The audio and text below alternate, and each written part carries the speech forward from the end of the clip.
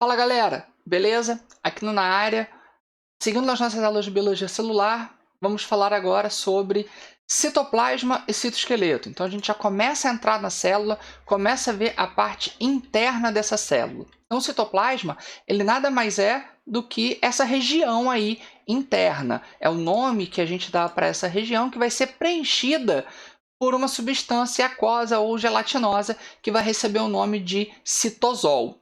Mergulhado no citosol, a gente encontra o núcleo, se eu estiver tratando de uma célula eucarionte, a gente vai encontrar as organelas membranosas, não membranosas, e a gente vai encontrar o citoesqueleto. O citoesqueleto é um conjunto de proteínas, de vários tipos de proteínas diferentes, que vão conferir resistência, sustentação para essa célula, vão permitir o movimento dessa célula em algumas situações. Quando a gente trata de citoesqueleto, a gente vai estar tratando de três elementos principais. Os microfilamentos, que são formados por actina e miosina, mas principalmente actina. Os filamentos intermédios, que têm várias substâncias distintas que vão formá-los. E os microtúbulos, onde a gente vai ter a tubulina como a proteína responsável por formar os microtúbulos. Uma característica peculiar deles é que eles são realmente tubos, então eles são ocos no seu interior.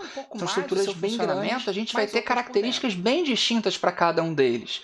Os filamentos intermédios, por exemplo, vão estar relacionados à resistência mecânica da célula. Então, se você tenta distender a célula, puxar a célula, ela vai resistir a esse estresse mecânico graças à presença desses filamentos intermédios. E associando esses filamentos intermédios aos outros elementos do microtúbulo, a outros elementos como os microfilamentos, a gente vai ter fibras que vão permitir a adesão entre elas. Então, aqui nessa imagem de micrografia, o que a gente pode perceber? Nós temos o microtúbulo, que é maior, que chama mais atenção, os filamentos intermédios, menorzinhos em relação ao microtúbulo, e conectando eles, nós temos uns filamentozinhos ainda menores. Então, nós temos um tipo de fibra que é responsável por fazer a conexão entre a estrutura dos filamentos intermédios e do microtúbulo, por exemplo. Nesse caso, a plectina que está tendo essa função. Quando a gente trata de microtúbulos, a gente já vai ter essa estrutura associada principalmente à divisão celular, pensando nas provas do vestibular. É claro, existem outras funções. A gente pode falar de sustentação dessa célula, a gente pode falar de deslocamento dessa célula graças à presença de flagelos e cílios. Então, primeiro olhando para a parte de divisão. Como que os microtúbulos atuam na divisão? As células vão ter uma região chamada de centro organizador de microtúbulo, que no caso das células animais é chamado de centrosoma. Esse centrosoma ele vai formar os microtúbulos, organizar os microtúbulos durante a divisão celular. Então, aqui a gente vê a célula se preparando para dividir. Aquele par de centríolos. Centríolos são as organelas responsáveis por fazer essa organização. Começam a montar esses microtúbulos organizadinhos ali. E isso vai fazer com que eu vou prender os meus cromossomos aos microtúbulos e depois separá-los durante a divisão.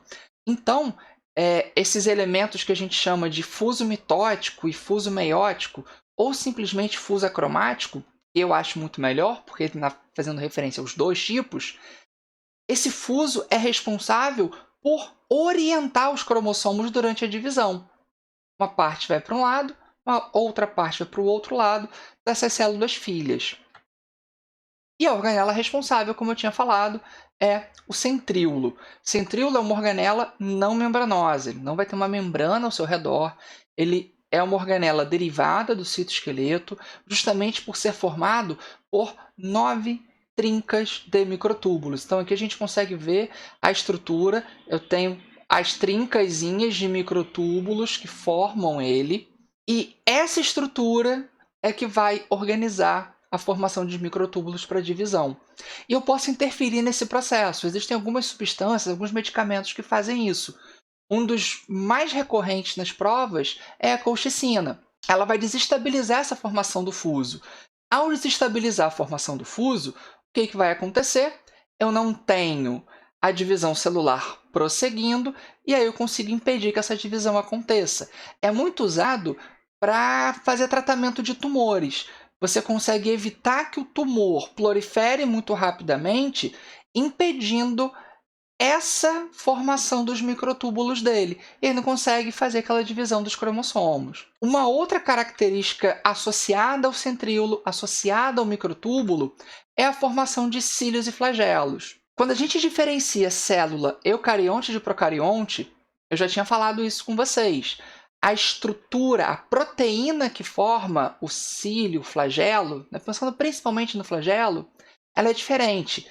Procarionte tem um flagelo formado por flagelina, e o movimento dele é um pouco diferente do flagelo do eucarionte. No eucarionte, a gente vai ter a tubulina, porque ele é derivado do microtúbulo. Lembra que eu tinha falado? Centríolos são 9 trincas. Quando eu olho para o flagelo, eu vou ter uma organização um pouco diferente. Eu vou ter um par de microtúbulos central, e depois eu tenho os microtúbulos ao redor. E aqui eles não são em trincas, eles estão em pares. Tudo bem? Mas é o mesmo microtúbulo que eu tinha encontrado lá no meu centríolo. Ele vai se reorganizando, saindo da célula para dar origem aos meus flagelos. Então eu tenho a proteína diferente, o movimento é um pouco diferente. Ele vai ter um movimento de chicoteio, um movimento ondulatório. Já quando a gente fala de organismos procariontes, ele tem um movimento de rotação, é bem característico. Então, é uma diferença importante aqui para a gente lembrar. E um outro tipo de movimento que a gente encontra nas células está associado aos microfilamentos. Lembra que os microfilamentos eles são formados principalmente por actina. A actina é uma proteína contráctil. Que tipo de movimentos nós temos? A ciclose e o movimento ameboide. Quando eu falo de ciclose, eu estou falando do movimento interno que as organelas fazem no citoplasma. Por que eu coloquei uma célula vegetal aí? É fácil da gente observar isso com células vegetais, porque os cloroplastos eles se movimentam de acordo com a luminosidade. Eles tendem a se movimentar para a região que tem maior luminosidade. Então, eu tenho as organelas se movimentando no interior da célula. Já quando eu falo em movimento ameboide, é justamente isso que vocês estão pensando. Estou falando de ameba mesmo. Então, a ideia é o que aí? Eu tenho ela usando esses microfilamentos para estender um pedaço do seu corpo, para se ancorar, e ela vai fazer movimentos de contração e de extensão e vai se ancorando. Não só amebas se movimentam assim. Células de defesa, como os macrófagos, também fazem esse tipo de movimento. Então, vai ter lá a emissão de um pseudópodo, ele se prende, vai se puxando. Então, esse movimento que ele vai fazendo é um movimento ameboide que vai acontecer graças a essa movimentação dos filamentos de actina. Beleza, galera? Então, a gente falou sobre citoplasma, sobre os elementos do citoesqueleto e a importância deles. Depois disso, a gente começa a detalhar as organelas. As organelas é uma parte um pouco mais complicada. A gente vai separar as organelas em grupos e a gente vai detalhar isso na próxima aula. Lembra de se inscrever no canal? Valeu, grande abraço, bons estudos!